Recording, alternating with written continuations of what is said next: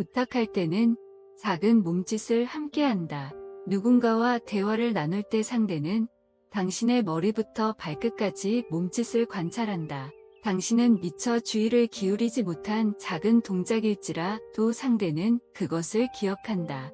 누군가와 얼굴을 마주하고 대화를 나눌 때는 무슨 말을 했는지와 동시에 무슨 동작을 했는지가 매우 중요하다.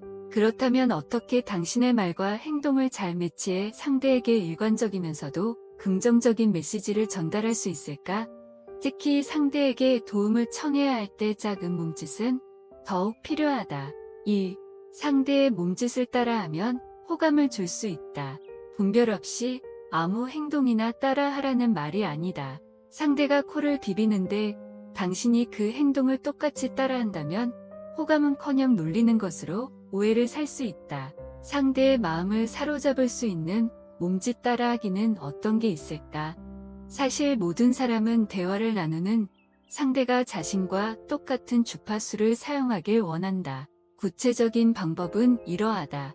상대가 와 있어 추 윗부분의 단추를 푸는 등 편안한 상태라면 당신 역시 소파에 기대어 상대와 똑같은 편안한 상태와 감정을 느끼고 있음을 알리는 것이 좋다. 상대가 만일 팔짱을 끼거나 손으로 머리를 괴고 생각에 빠져 있다면 그에게 조금 가까이 다가가 미간을 찌푸리는 등의 행동으로 당신 역시 고민에 빠져 있다는 신호를 준다. 상대와 같은 정서 상태가 되므로 상대에게 당신이 진정으로 그와 대화를 공유하고 있다는 느낌을 준다. 2. 주변 환경을 잘 이용한다. 부탁할 때 마음이 간절하다고는 하지만 강요하듯이 넌 나를 도와줘야 해라는 식으로 말한다면 상대는 어떤 느낌일까? 거부감부터 들 것이다. 먼저 편안한 환경을 조성해 말할 시간을 확보하는 게 좋다. 가령 상대를 아주 푹신하고 편안한 소파에 앉히는 것이다. 소파가 아주 푹신하고 편안하다면 몸을 일으키기가 쉽지 않아서 무의식 중에 당신의 이야기를 조금 더 듣게 된다. 조금 더 듣는 이 시간을 놓치지 않는다. 보통 장편 소설을 읽을 때 반전 인물에 대한 묘사가 많을수록 그 인물을 더욱 많이 이해하고 파악할 수 있지 않는가. 이야기를 나누기 전 상대가 앉은 자리에서 보이는 풍경을 관찰해 보는 것도 좋다. 방 안에서 이야기를 나눌 때 상대의 시야가 트여 있다면 마음도 편안해진다. 반면 시끌벅적한 식당 안에서 부탁한다면 주변에 움직이는 사람들에게 상대의 시선과 마음을 뺏겨 이야기에 귀 기울이게 하기 힘들다. 마지막으로 자신의 위치를 상대보다 조금 낮게 잡는 것도 좋다. 이로써 상대가 당신을 조금 밑으로 내려다볼 수 있게 하는 것이다. 그러면 상대는 무의식 중에 자기가 주도권을 잡고 있다는 생각을 하게 되어 내면의 우월감을 만족시켜줄 수 있다. 이렇게 해서 기분이 좋아지면 조금 더 쉽게 승낙을 받아낼 수 있다. 3. 내면에 풍부한 감정을 전달한다. 동작에는 감정이 담겨 있다. 연기자들은 감정을 표현하기 위해 작은 동작들을 사용한다. 예를 들어 한 남자 주인공이 자신이 사랑하는 여자의 머리카락을 만지는 연기를 할 때는 긴장되면서도 쑥스러운 마음을 표현하기 위해 손가락을 미세하게 떨기도 한다. 말하기도 마찬가지다. 보통 사람들은 말이 빠른 사람은 영업을 해야 한다고 하는데 꼭 그런 것만도 아니다. 내 친구는 회사 내에서 판매왕으로 불린다. 그런데 그는 말이 빠르지 않다. 오히려 잘 들어보면 가끔 말을 더듬기까지 한다. 하지만 고객들은 이런 단점이 오히려 그의 전체적인 이미지와 잘 어울린다고 생각한다. 성실하고 후덕한 그의 이미지에 더해져 거짓말로 사람을 꿰어낼 일은 없을 것 같은 느낌을 주기 때문이다. 텔레비전 프로그램의 MC 중에도 이런 사람이 있다. 외모도 특출하지 않고 특별히 말재주가 있다거나 심지어 반응이 빠른 것도 아니다. 그런데도 인기가 높다. 공격적이지 않아 시청자들에게 편안함을 주고 어디 한쪽으로 치우치지도 않아 모든 패널을 고루 배려하는 사회자의 이미지와 느낌이 있어서다. 부탁할 때는 이런 느낌이 필요하다. 물론 말을 일부러 더듬을 필요는 없다. 하지만 대화 중에 쉼표를 적절히 사용해 속도가 너무 빨라지지 않도록 조절한다. 이렇게 하면 최소한 2가지 효과를 볼 수 있다. 당신이 지금 매우 미안하지만 용기 내서 말하고 있다는 느낌과 또 다른 하나는 긴장한 상대의 마음을 누그러뜨려 당신의 부탁을 좀 더 쉽게 승낙하게 만든다는 것이다. 예를 들어보자. 부탁이 하나 있는데 가능한지 모르겠어요. 말씀하세요.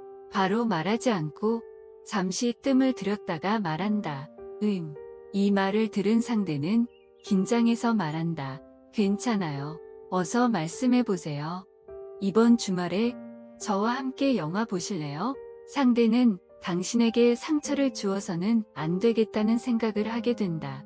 이런 대화법은 상대의 마음속에 좋은 이미지를 남기기 때문에 이런 부탁으로 관계가 깨지기보다 오히려 호감을 높일 수 있다. 누군가와 대화를 나눌 때 상대는 당신의 머리부터 발끝까지 몸짓을 관찰한다. 당신은 미처 주의를 기울이지 못한 작은 동작일지라도 상대는 그것을 기억한다. 누군가와 얼굴을 마주하고 대화를 나눌 때는 무슨 말을 했는지와 동시에 무슨 동작을 했는지가 매우 중요하다. 그렇다면 어떻게 당신의 말과 행동을 잘 매치해 상대에게 일관적이면서도 긍정적인 메시지를 전달할 수 있을까? 특히 상대에게 도움을 청해야 할 때 작은 몸짓은 더욱 필요하다. 1. 상대의 몸짓을 따라하면 호감을 줄 수 있다. 분별 없이 아무 행동이나 따라하라는 말이 아니다. 상대가 코를 비비는데 당신이 그 행동을 똑같이 따라한다면 호감은커녕 놀리는 것으로 오해를 살 수 있다. 상대의 마음을 사로잡을 수 있는 몸짓 따라하기는 어떤 게 있을까? 사실 모든 사람은 대화를 나누는 상대가 자신과 똑같은 주파수를 사용하길 원한다. 구체적인 방법은 이러하다. 상대가 와있어 측 윗부분의 단추를 푸는 등 편안한 상태라면 당신 역시 소파에 기대어 상대와 똑같은 편안한 상태와 감정을 느끼고 있음을 알리는 것이 좋다.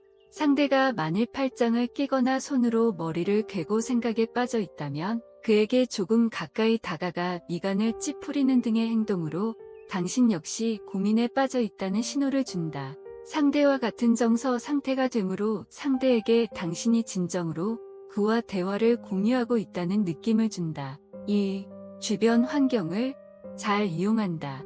부탁할 때 마음이 간절하다고는 하지만 강요하듯이 넌 나를 도와줘야 해라는 식으로 말한다면 상대는 어떤 느낌일까 거부감부터 들 것이다.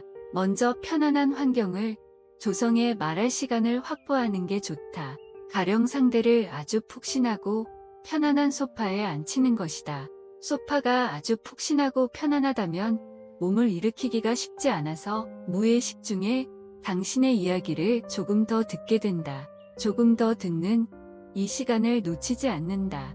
보통 장편 소설을 읽을 때 반전 인물에 대한 묘사가 많을수록 그 인물을 더욱 많이 이해하고 파악할 수 있지 않는가. 이야기를 나누기 전 상대가 앉은 자리에서 보이는 풍경을 관찰해 보는 것도 좋다. 방 안에서 이야기를 나눌 때 상대의 시야가 트여 있다면 마음도 편안해진다.